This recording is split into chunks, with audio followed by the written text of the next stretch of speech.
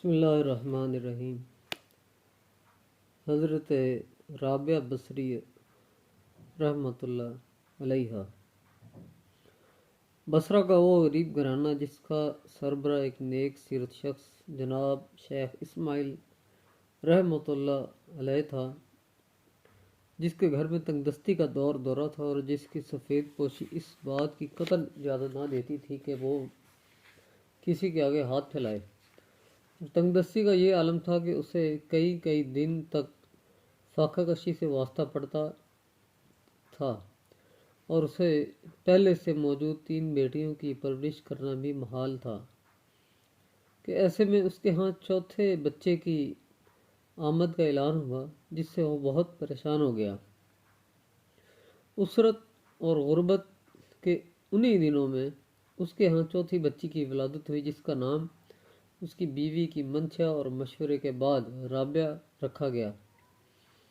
بوقت ولادت حالت یہ تھی کہ گھر میں چراغ جلانے کے لیے تیل تک موجود نہ تھا جس سے روشنی کا اہتمام کیا جاتا۔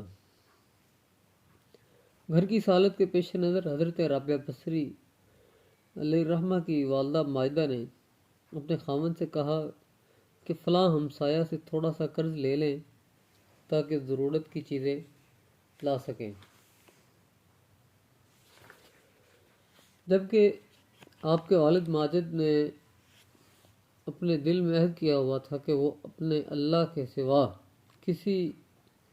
کبھی کسی سے کچھ نہیں مانگیں گے، مگر حالات کی سنگینی کے پیش نظر اپنے عہد کو توڑتے ہوئے نصف شب کو گھر سے نکلے اور ہمسائے کا دروازہ کھٹکھٹایا۔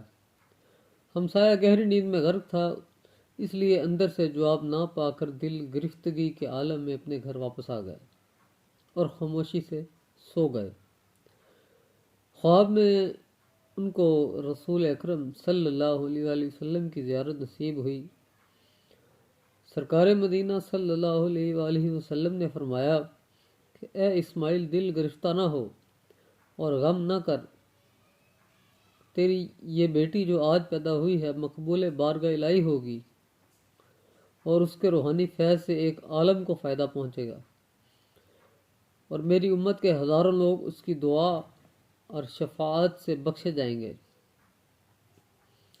اگر تم اپنی غربت کی بنا پر دل گرفتہ ہو تو پھر صبح کے وقت اٹھ کر بصرہ کے حاکم عیسیٰ زروان کے پاس جانا اور اسے میری طرف سے ایک خط دینا اور کہنا کہ تم ہر رات کو 100 بار درود پاک اور ہر جمعرات کی شب 400 بار درود پاک کا تحفہ بھیجتے ہو، لیکن گزشتہ جمعرات کو تم نے درود پاک کا تحفہ نہیں بھیجا اور درود پاک پڑھنا بھول گئے، اس لیے کفارہ میں 400 دینار حامل رقہ کو دے دو۔ حاکم بصرہ سے جو دینار ملیں گے ان کو خرچ کر لینا۔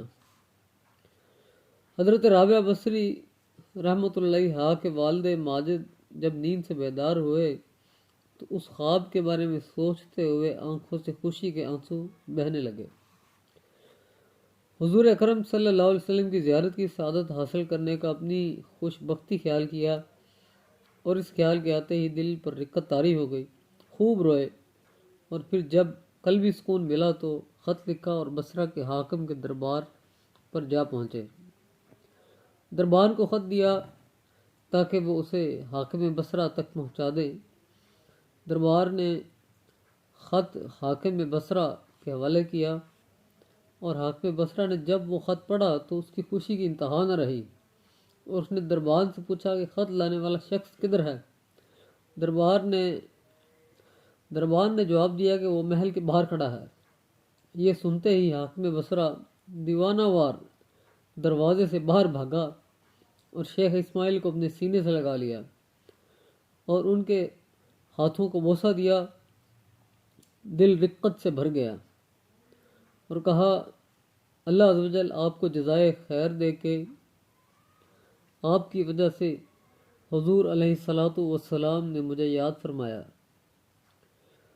اس کے بعد خوشی کے ساتھ 400 دینار شیخ اسماعیل کے حوالے کر دیے اور 10,000 دینار اس خوشی کے ساتھ حوالے کیے کہ حضور اکرم صلی اللہ علیہ وآلہ وسلم نے اسے یاد فرمایا۔ اور کہا ان کو غربا میں تقسیم کر دیجیے گا۔ اگلے روز اس نے حضرت رابعہ بصری کے گھر حاضری دی اور بڑی عقیدت اور مسرت کا اظہار کیا۔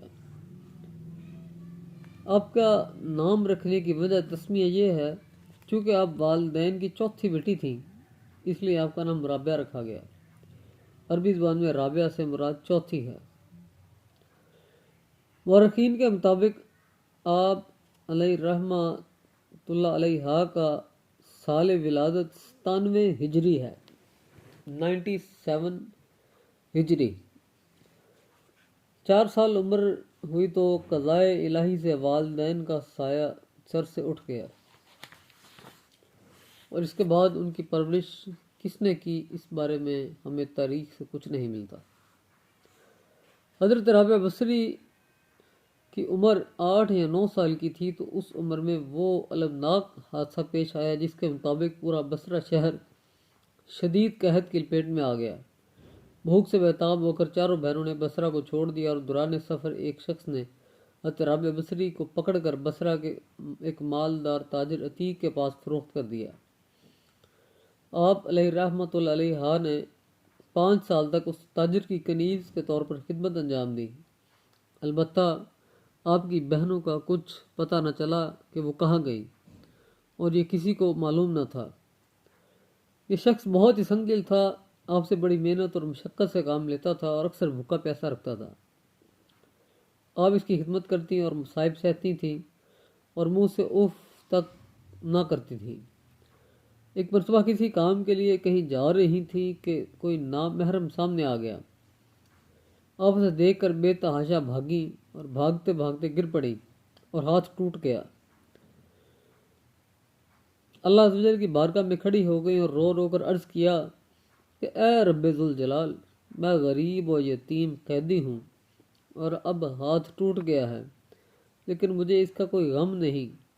معلوم نہیں کہ تو مجھ سے راضی بھی ہے کہ نہیں، میں صرف تیری رضا چاہتی ہوں، اور اگر مجھے یہ حاصل ہو جائے تو مجھے کچھ فکر نہیں۔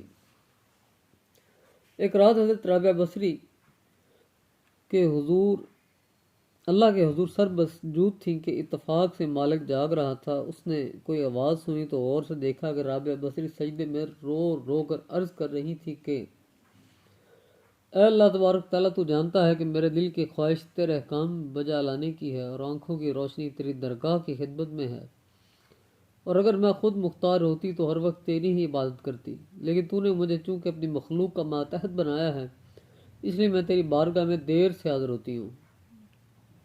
مالک نے جب رابعہ کے یہ کلمات سنے تو اس کے مردہ ضمیر کو سخت دھچکا لگا اور وہ جاگ اٹھا۔ شعور بیدار ہوا تو اس کو اپنی زیادتی کا احساس ہوا۔ صبح ہوئی تو یہ دست بستہ اپنے گناہوں کی معافی مانگنے کے لیے بس ادب حاضر ہوا اور کہا کہ آپ میری طرف سے آزاد ہیں، آپ جا رہے ہیں تو میں آپ کی خدمت کے لیے حاضر ہوں، اور اگر جانا چاہیں تو آپ کو اختیار ہے۔ حضرت رابعہ بصری نے بصرہ میں بے شمار تکالیف اٹھائیں، لیکن آزادی پانے کے بعد اس دور کے علماء اسلام سے نہایت قلیل مدت میں قرآن حکیم، فقہ و حدیث وغیرہ اہم اسلامی علوم سیکھے اور ان میں اس قدر مہارت حاصل کی کہ بڑے سے بڑے علماء پر فوقیت حاصل کر لی۔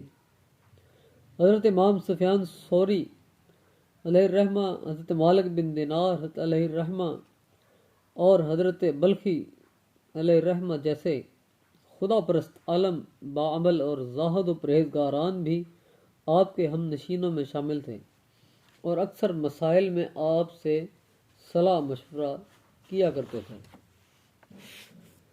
آپ نے زہد و تقویٰ میں اعلیٰ مقام حاصل کیا، اکثر ساری ساری رات عبادات مناجات میں گزارتی اور ذرا برابر بھی تھکن محسوس نہ کرتی۔ اس معاملے میں کسی نے بھی بچپن سے لے کر تا دم مرگ کبیدہ خاطر نہیں دیکھا اور نہ ہی شکوہ کناں پایا۔ آپ علیہ الرحمہ نے زندگی بھر کسی کو برا نہیں کہا، بے حد ذہین و فطین تھی، نہایت ہی شائستہ اور مہذب تھی، اوائل عمری ہی سے حلال و حرام کی تمیز رکھی اور اس کے واضح فرق کو ملحوظ خاطر رکھا۔ انتہائی باصبر تھیں اور ہمیشہ کوشش کی کہ وہ روزے سے رہیں۔ آپ ہاتھوں سے گھر کا سب کام کاج کرتی تھیں، لیکن انتہائی تنگی میں بھی کبھی کوئی کلمہ یا شکوہ زبان پر نہ لاتی۔ حضرت رابعہ بصری بہت ہی باکمال اور باکرامت خاتون تھی۔ اس معاملہ میں کئی بلند مرتبہ اولیاء سے آگے تھیں، لیکن اس پر کبھی فخر نہیں کرتی تھیں، حالانکہ آپ کی کرامات بے شمار ہیں۔ کسی نے ایک مرتبہ آپ سے سوال کیا، اللہ نے اولیاء کو کرامات کا تاج بخشا ہے تو آپ اس مرتبہ پر کیوں کر پہنچی؟ آپ نے جواب میں فرمایا کہ میں اپنے قول و فعل سے، اے اللہ میں تجھ سے پناہ چاہتی ہوں اور ایسی شے کے بارے میں جو مجھے تیرے سوا کسی اور میں مشغول کر دے، اور حائل سے، اور جو تیرے اور میرے درمیان حائل ہو جائے۔ حضرت رابعہ بصری بہت کم گو تھیں، خود اپنی جانب سے کسی سے کلام نہ کرتی تھیں۔ معتقدین یا معاصرین آ جاتے تو بہت زور لگا کر سوالات کرتے، مختصر مگر مدلل جواب دیتی، اور ان کی ہر بات قرآن کریم کی آیات کے حوالے سے ہوتی۔ جب اس بارے میں لوگوں نے سوال کیا تو فرمایا کہ انسان جو کچھ بولتا ہے فرشتے سے لکھتے ہیں، میں اسی لیے قرآنی آیات کے علاوہ کچھ نہیں بولتی کہ کہیں میرے منہ سے بری بات نکل جائے اور فرشتے اسے لکھ لیں۔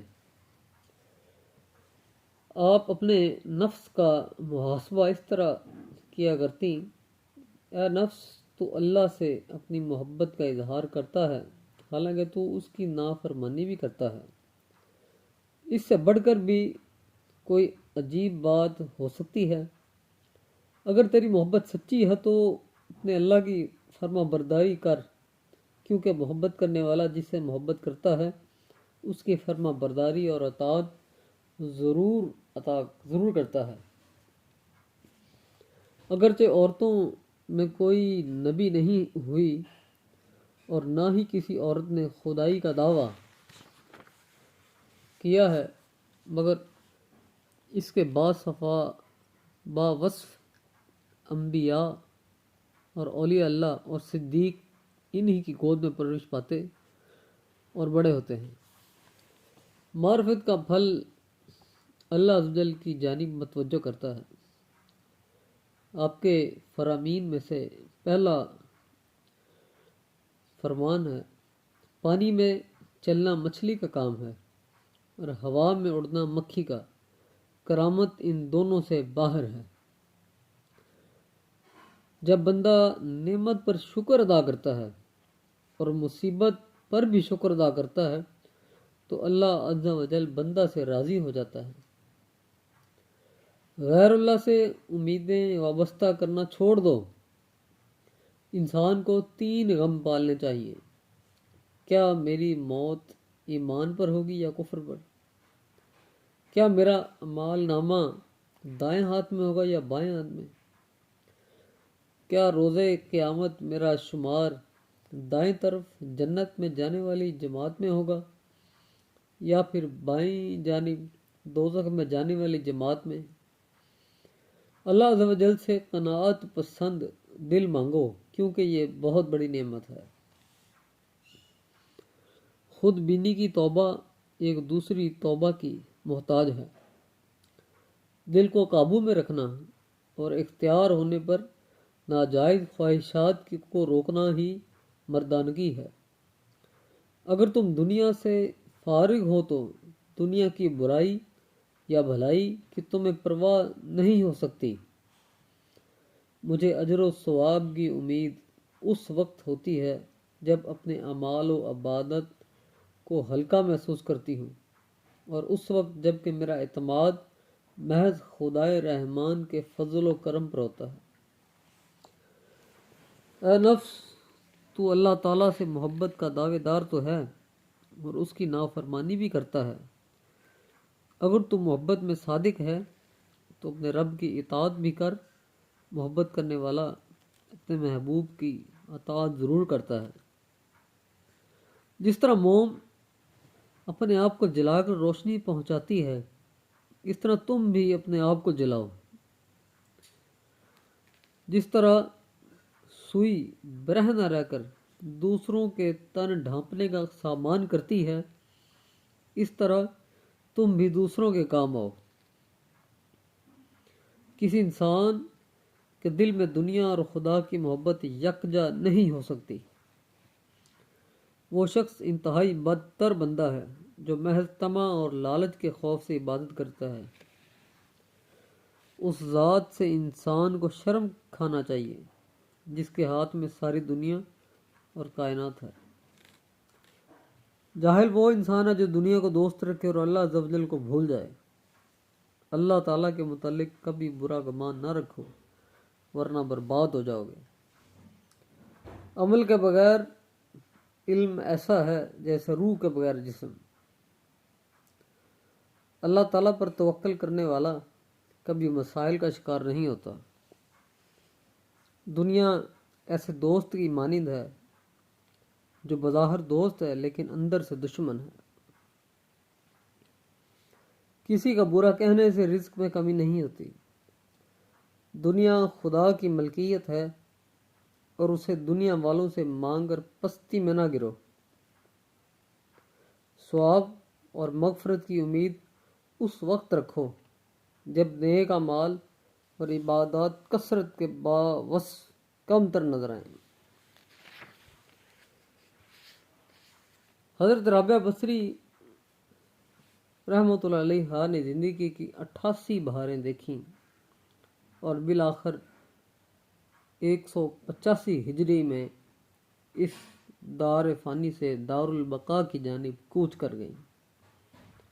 वसाल से कदर कबल बसरा के लोग अयादत के लिए हाजिर खिदमत हुए तो हज़रत राबिया बसरी ने उन्हें देख कर फरमाया कि फरिश्तों के लिए रास्ता छोड़ दो। लोग बाहर चले गए तो आपने उठकर दरवाज़ा बंद कर दिया। कुछ देर तक बात करने की आवाज़ें आती रहीं।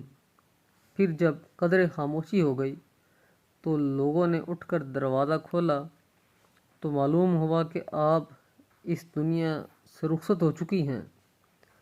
उनके करीब ही लगनी पर उनका कफन लटका हुआ था जो ज़िंदगी भर उन्हें आखिरत की याद दिलाता रहा। हज़रत राबिया बसरी को बसरा में ही मदफून कर दिया गया।